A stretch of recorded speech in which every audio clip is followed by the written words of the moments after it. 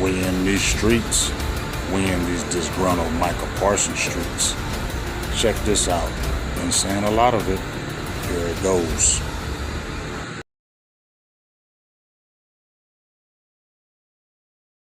Give us your overall thoughts on just this entire saga. Well, look, I remember what you said last year about the Cowboys possibly having their patience wear thin with Micah after 3 seasons in the NFL. And my first reaction to that was, fine, if you got that issue, then just trade him. What are you doing?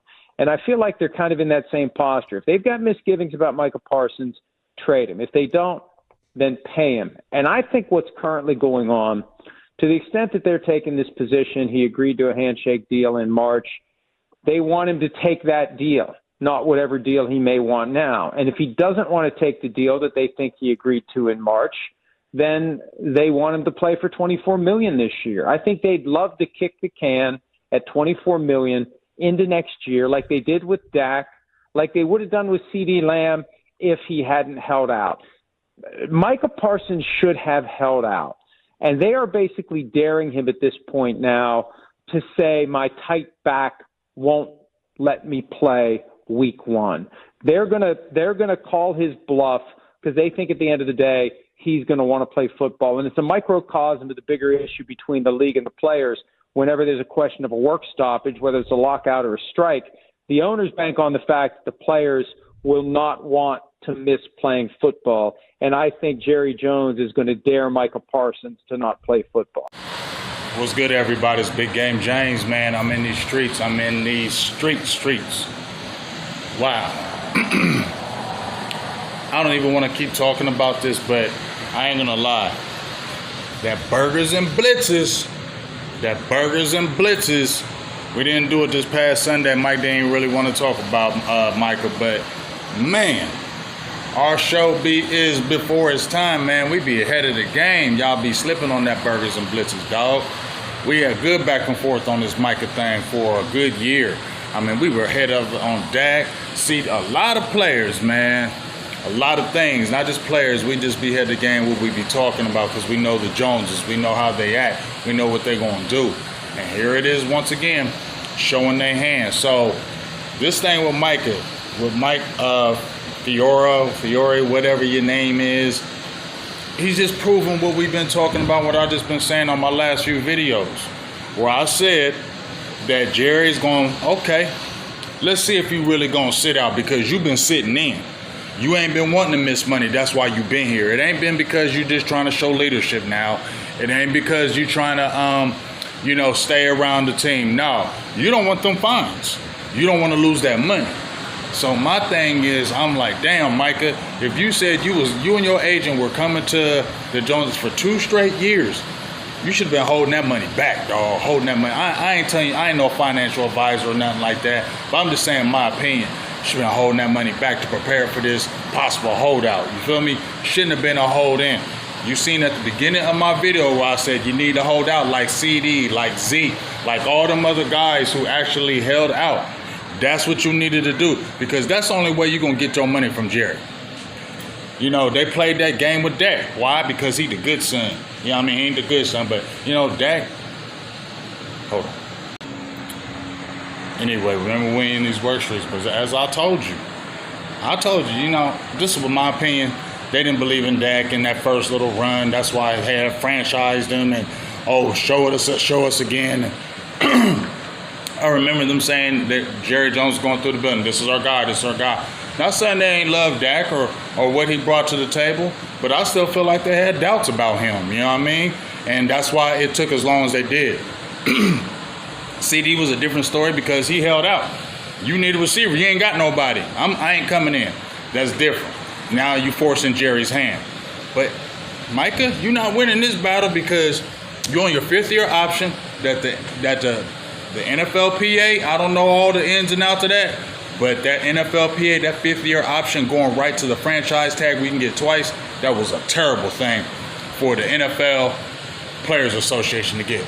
Because when that 5th option year comes, see how the owners can play them, and then they can dare you to sit out. Go ahead and let's see if you're gonna miss them game checks. Because I only seen a couple players. Le'Veon Bell. Somebody else did it. Jamal Adams do it? I don't know. But there ain't been a lot of players. A lot of players, I ain't coming. I'm sitting out. I'm sitting out the whole year. No, you're not, because you missing too much game checks. You ain't missing all that time. You ain't doing it. And you saw as soon as Le'Veon Bell went and did it, he was out, gone. You know what I mean? So you doing a hold in. I don't think Jerry believed you. And just like what they were talking about, whatever y'all was talking about, must had a deal going on. And what I feel like was happening was y'all probably was talking, and Jerry was trying to finesse you and really was trying to get you under playing not paying as much as, you know, top dollar, because look, we're paying CD top dollar. Now we're paying Dakar top dollar. Come on, dog, work with me. You feel me? And that's what it felt like maybe that entire conversation was. But now, you know, you had that conversation, and maybe Micah don't know what he doing. He probably like, yeah, that sounds good. We can do that. Then he probably go back to his agent, and his agent like, bro, you can't be talking with me out. You can't be, no, we're not doing that deal. We're not doing that. We're going to do it like this. You don't talk to them like that. So Jerry like, oh, okay. Oh, you ain't doing that? All right, well, you under contract, you know what I'm saying? And we're going to see. And as I told you, they got a whole bunch of edges. Fowler, signed Fowler. Drafted Ezraku, who the Whitecott was talking about getting him in the first round. Then you picked up Peyton Turner. You just signed James Houston. You had Sam Williams, Marshawn Nealon. You got up. I mean, you loaded up on that position. Did y'all know something? Loaded up on that position. And like I said, you shouldn't have, and I watched this Cam Newton thing, and it was good. If you ever listen to that 4th and 1 Cam Newton, I ain't on the race thing. I ain't even getting on that, but there'll just be some things that be happening just make you go, But I just feel like, number one, they not trading you, not this year. You get what I'm saying? They're going to let you play on that $24 million. Dare you to sit out checks. I know they're not. And here is the disgruntled. We were already talking about on Burgers and Blitzes, how you on that social media a lot, and it was wearing thin. Mike was talking about that. Mike said trade you a couple years ago. Keep it real. Mike said trade you. He was still saying up to this time, I know you don't want to hear it, Jay. I know you don't want to hear it, Jay. I know you don't want to hear it, Jay. You need to trade him because this stuff is going to get ugly. Feel me? And here it is. You know what I mean? Here it is. And I said, no, because of how much he means to the team. Then I said, well, you know what? If you're going to do that and they doing all this back and forth and playing all these games and they don't really want to pay that top dollar, then trade them. Then I said, nah, don't do that because y'all don't know how to trade people. Y'all don't know how to get the adequate compensation for somebody like Micah. Y'all got rid of Amari for the 5th round. Like, y'all ain't doing your just due diligence to get the real haul for a Micah Parsons. That's why I said don't do it, because I don't trust y'all do the right thing, get the right blend and the right people. So that was kind of my thought with it, and that's why I kind of wanted to stay away from it. You know what I mean? Was to, because I don't believe y'all gonna do it right. I don't think y'all gonna get the right haul. But now we in this situation at hand, and I've been saying this stuff too now. Like, now they're gonna dare you. They're gonna dare you to sit out because they loaded up. And I've been saying the Emmitt Smith thing, the 0-2, we're going to see. If they go into Philly, because, you know, they said that defense looked bad in the scrimmage. Watch these next 3 preseason games. Let's see.